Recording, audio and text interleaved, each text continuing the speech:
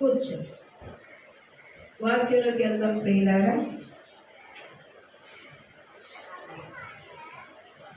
ద్విపదేశ ఖండం 28వ అధ్యాయం అదే వచ్చిన మనం చూసినట్లయితే వాక్యం సెలవిస్తూ ఉంది, నీవు నీ దేవుడైన యెహోవా మాట శ్రద్ధగా విని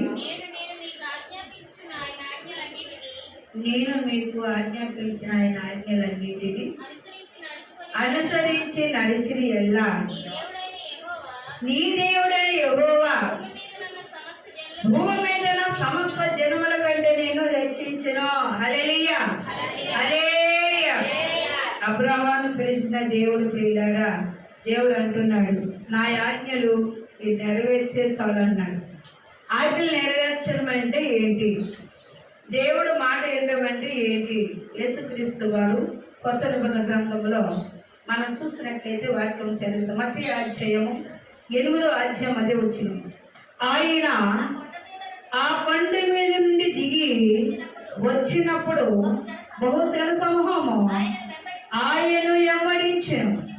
ఇదిగో కుష్ఠరోగులు వచ్చి ఆయనకు మొక్కి, ప్రభువా నీకు ఇష్టమైతే నన్ను శుద్ధిగా చేయమనను. అందుకు ఆయన చెయ్యి చాపి వారిని ముట్టి, నాకు ఇష్టమే, నువ్వు శుద్ధుడు కమ్మని. తక్షణ వారు కుష్టి రోగము శుద్ధి ఆయన. హల్లెలూయా హల్లెలూయా. చూసారా ప్రియులారా, అబ్రహామును పిలిచిన దేవుడు ఏమన్నాడు? నా ఆజ్ఞలు నెరవేర్చండి, అన్ని జనుల కంటే నేను హెచ్చిస్తాను అన్నాడు. మరి యేసుక్రీస్తు వారిని కుష్ఠరోగులు వచ్చి ఏమన్నారు? ప్రభువా మీకు ఇష్టమైతే మమ్మలను శుద్ధులు చేయరా. హల్లెలూయా. ఆజ్ఞలు అనేవి దేవుడు మాట ఎండము, నెరవేర్పు అనేది ఆయన చెప్పిన మాటలు ఎండమే నెరవేర్పు. ఆయన మాట ఎవరైతే వింటారో, కారణం ఏంటి? నేను చేయనని అన్నారా ప్రభు? అనలేదు. ఆజ్ఞలు అనేవి చాలా సులభమైనవి. ఒకరికొకరు లోపడడం అంటే ఇష్టపడరు. నాకంటే గొప్పోడేం కాదు, నాకంటే పెద్దదేం కాదు, దాని మాట నేనెందుకైనా అంటారో లేదా? అంటారు. లోపల ఒక ఫీలింగ్.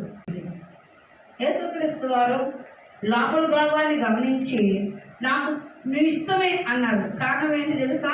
వాళ్ళు ఎవరు బాగు చేసిన వాళ్ళు లేరు. వాళ్ళు నా ఎద్దకే వచ్చారు, నేను తోసి వేసిన వాళ్ళు కాదు కాబట్టి నాకు ఇష్టమే అన్నారు. అందుకే మరి శుద్ధుడు కమ్ము అని ఎందుకు అన్నారు అంటే, అలాంటి వ్యాధిగ్రస్తు వారు ఊళ్ళో ఉండటానికి అవకాశం లేదు, ఎవరిని తాకటానికి లేదు. కరోనా వచ్చింది కదా, కరోనా మహామారి వచ్చి ఏం చేసింది? అందరిని అంటింది. ఎవరెవరైతే దేవునికి ఇష్టం లేదో భూమి మీద నుంచి కొట్టవేయబడ్డారు. మరి ఆయనకి ఇష్టమైంది కాబట్టి ఇప్పుడు ఏమయ్యారు? శుద్ధులయ్యారు. అందుకే అన్నారు, ఆజ్ఞలు నెరవేర్చేవారు చాలా సులువు. ఆజ్ఞలు నెరవేర్చమంటే ఎండం, ఆయన మాట ఎండమే ఆజ్ఞలు నెరవేర్చడం. అలాగే మనం చూసినట్లయితే ప్రియులారా, ఇక్కడ ఒక వాక్యం సెలవిస్తూ ఉంది. మత్తయి అధ్యాయము చూడండి, 5వ అధ్యాయం, నీ కుడుక నిన్ను అభ్యంతరపరిచిన ఎడలా దాన్ని పెరిగి ఎద్ద నుండి పారేయి. నీ దేహమంతా నరకములో పడకుండా ఒకటి నశించుకుంట నీకు ప్రయోజనకరం కాదు కదా. హల్లెలూయా హల్లెలూయా. ఒకసారి జ్ఞాపకం చేసుకోవాలంట. మనం ఎవరైనా వచ్చినప్పుడు కావచ్చు, లేకపోతే మామూలుగా కావచ్చు, వండిన రైసే కావచ్చు, లేకపోతే ఆహారంలో మనకి తినే పదార్థం కావచ్చు, ఏ వండుకున్నా యేసుక్రీస్తు వారు మనకు చెప్పిన సంఘటనలు మనం పెట్టేటప్పుడంట వారు హృదయం మెచ్చి ఆ కడుపు నిన్నట్లు ఉండాలంట. హల్లెలూయా హల్లెలూయా. లేదా నువ్వు చూస్తున్న దాన్ని బట్టి కూడా ప్రభు ఏం చెప్పారు తెలుసా? నువ్వు దేనినైతే చూస్తున్నావో దాన్ని తృప్తిగా నువ్వు అది అనుభవించినట్టు లేకపోతే అది నీ దేహమంతా పాడు చేద్దాం. కారణం ఏంటి అని మనం చూస్తే ప్రియులారా, పెట్టగానే మనం బాగా అంటే నీ అవయవాల్లో ఒక అవయవమే ఎంత రేట్ అయినా పెట్టాడో దేవుడు చూడండి. హల్లెలూయా. కన్ను పోతే కన్ను అయితే దేవుడు ఎందుకు దెబ్బ తీసేయమన్నాడు? కన్ను ఎంత విలువైంది. విలువ కాదా? కన్నే లేకపోతే ఎలా చూద్దాము? అంత అంధకారం అయిపోతుంది. అందుకంటున్నాడు కన్ను గలవాడు. తెలుగు గలవాడు కంటే కన్ను ఎక్కడ ఉంటుంది? తెలుగు గలవాడు కళ్ళు ఎక్కడ ఉంటుంది చెప్పండి? తలలో ఉంటాయి. జ్ఞానికి కళ్ళు తలలో ఉంటాయి. అతడు ప్రార్థిస్తాడు, ప్రార్థనలోని తన కళ్ళును మూసుకుంటూ ఆలోచించరా? ఉదయం వేస్తే మరి అర్థం చూడకపోతే ఎలాగా? మరి జుట్టు దూకోవాలన్నా, జడేసుకోవాలన్నా, పొగడ రాసుకోవాలన్నా అర్థం చూద్దామని చూడమా? కానీ హృదయం అనే అర్థము చూడాలి. మన లోకార్థం చూసేది మన శరీర అవయవాలనే కానీ దీన్ని అలంకారం చేసింది కానీ అలంకారమైంది ఒకటి ఉన్నది. ప్రభుని ఎదిగాడు అదే. అందుకే ఇక్కడ ఏమంటున్నారు? నీ కుడి కన్నుని అభ్యంతరపరిచిన దాన్ని నరికి పెరిగి నీ ఎద్దుండి పాడేవు. నీ దేహమంతా అవయవాలు నశించడం నీకు ప్రయోజనము కాదు కదా. దానివల్ల ఒక కన్ను వల్ల చూడని దృష్టిని చూస్తారు, అది కాదు. కానీ దాని వల్ల చూస్తున్నట్లు మీరేమంటారు? అవును అంటారు. అది కాకపోయినా చూసిన కన్ను ఏం చేద్దాంట? అవును అది నిజమే, నేను చూసా, నిజం కాకపోయినా. మరి అది నీ దేహం అంతా ఏం చేస్తుంది? కుళ్ళు పట్టిస్తుంది.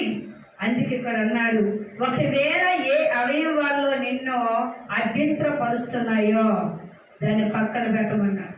దాని గురించి ఏం చేయాలట? ప్రార్థన చెయ్యాలి. హల్లెలూయా. కిడ్నీ వాపు వచ్చింది, కిడ్నీలో రాళ్ళు ఉన్నాయి. మనం ఏం చేద్దాం? మనం ఏం చేద్దాం? ప్రార్థనలో పెడతాం, ప్రభువా కిడ్నీలో రాళ్ళు ఉన్నాయి, తీసివేయి. కిడ్నీ వాపు వచ్చింది, ముట్టి స్వస్థపరచు మనం అంటాం లేదా?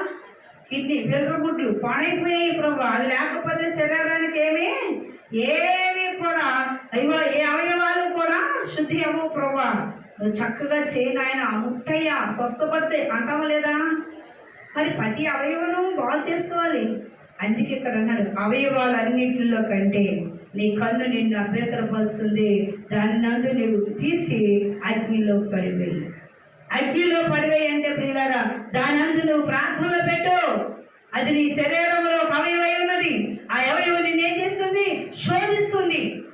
యేసుక్రీస్తు వారు చెప్పుకున్న సంఘటనలు మరొకసారి జ్ఞాపకం చేస్తున్న ప్రియులారా, వారి ఎలా పరలోకం నుండి నీ తండ్రి ఏదో ఫలము కొందరు హల్లెలూయా. కుడి చేత వేసింది ఎడమ చేతి కూడా తెలియకూడదు. అందుకే మనం ప్రార్థన చేస్తున్నాం.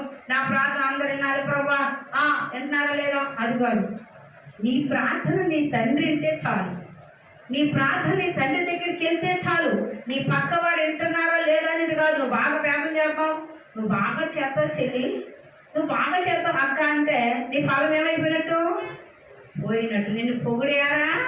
పోయింది. అందుకని పొగడతో మనకేం అక్కర్లేదు. మన తండ్రి దగ్గరికి మన ఫలము చేర్చబడాలంటే, బహుమానాలు మన దగ్గరికి రావాలంటే రహస్యముగా ఉండాలి. మన ప్రార్థన రహస్యం ఉండాలి. అందుకే రహస్యమును చూసి ఫలమిచ్చే దేవుడు మన దేవుడు. హల్లెలూయా.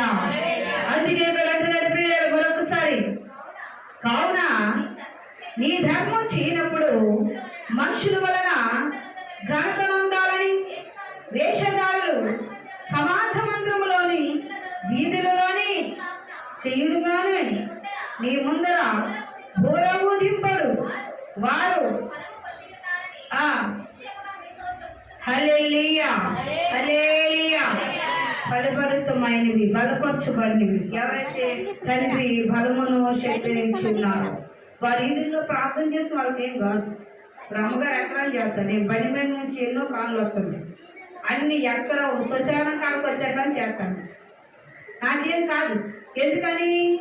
తండ్రి ఆజ్ఞ ఇచ్చి ఉన్నాడు, బలపరుచున్నాడు, ఆత్మతో నింపి ఉన్నాడు, ఎదుర్కోవడానికి శక్తినిచ్చేవాడు, మళ్ళా ఏదైనా జరుగుతుందంటే తేటపరచువాడు, రాకముందే దాన్ని తేటపరచున్నాడు. వీళ్ళెవరో ఫలము పొంది ఉన్నారు. అలా మీరు ఫలము పొందలేని వారైతే మీరు ఒక్కొక్క చోట సెంటర్లోకి వెళ్ళి ప్రార్థన చేస్తే ఏముందంట? ప్రార్థించండి. ఎక్కడ ఏమన్నా కాలంతో వచ్చేస్తాయి, ఎక్కడ ఏమన్నా మిమ్మల్ని ఇబ్బంది పెట్టేస్తాయి. అయ్యో నేను అటు ఎన్నిచున్నాను కదా, అక్కడ పలానా చోట అది శ్మశానం, ఆ శ్మశానంలోకి వెళ్ళేసరికి అదిగో అక్కడ ఉంది కాబట్టి నేమలు వచ్చిందంటారు. హల్లెలూయా హల్లెలూయా. నిజంగా శ్మశానాల్లో ఉంటాయి, ఇళ్లలో ఉంటాయా? ఇప్పుడు చెప్పండి, శ్మశానాల్లో ఉంటాయా, ఇళ్లలో ఉంటాయా? శ్మశానాలు ఏముంటాయి? ఏమంటావు? నీకు నిజంగా తెలిసింది ఏం తెలుసా? శ్మశానాలు ఏమంటావు? అవి కూడా వాటికి ఏం కావాలి? మనుషులే కావాలి. శ్మశానాలు కూర్చుని ఏం చేస్తారు? ఊళ్ళోకి వచ్చేసి ఎవరు తాకట్టుకుంటారో వాళ్ళు పట్టుకుంటారు, ఎవరైతే వాళ్ళకి అవకాశం ఉంటుందో వాడుకుంటారు. ఇప్పుడు వాళ్ళు ఎక్కడ ఉన్నట్టు? వాళ్ళు ఊళ్ళో ఉన్నట్టే కదా. అందుకే వారికి సెలైన ప్రార్థన చేయదు. వాళ్ళ అధికారం పొందారు, ఫలాలు పొందున్నారు కాబట్టి వారు ఎక్కడ ప్రార్థన చేసినా ఫలిభరితమై ఉన్నారు. ఫలము లేనివారు, ఫలిభరితము లేనివారు, ఫలము లేనివారు, శక్తి లేనివారు ఎక్కడైనా చిన్న ప్రార్థన చేస్తే ఏమవుతుంది? వెంటనే పడిపోతారు, శోధనలో పడిపోతారు. వారికి తెలియదు. అందుకే యేసుక్రీస్తు వారు ఏం చేస్తారు తెలుసా? బలహీనైన వారు ఎవరు రానంటూ వారికి ఆయన వారు చేసేవారు. వచ్చేవారు ఏమంటారు? మా పక్క వాళ్ళు బాగోలేదండి, మాకు చెప్పారు కాబట్టి చిన్న ఆయిల్ గుడ్డి చేయించగలం. ప్రభు ముందు చెప్పి ప్రభు వద్దంటే ఏమనుకుంటారు? ఏమవుతుందంటే ఆయిల్ రాసుకుంటే ఏమైపోతే ఇంతలోనే ఏమైపోలేదు, వాడు గుడ్డే కాదు తీసుకెళ్తారు బాటిల్. ఆయిల్ చేసాక ఆ శోధన అంతా ఇలా మీదకే శోధించింది. అందుకే యేసుక్రీస్తు వారు ఒక మాట చెప్పారు, ఫలిభరితమైన వారు, ఫలుగా ఉన్నవారైతే ఎక్కడ ప్రార్థన చేస్తావా? హల్లెలూయా. ప్రతి వారికి తీర్పు తీర్చేటెవరు? ప్రభువే, అంటే దేవుడే. ఒకరి గురించి తీర్పు తీర్చాల్సిన అవసరం మనకే లేదు. అందుకని ఇంకొకరి కోసం మీరు తీర్పు తీర్చొద్దు.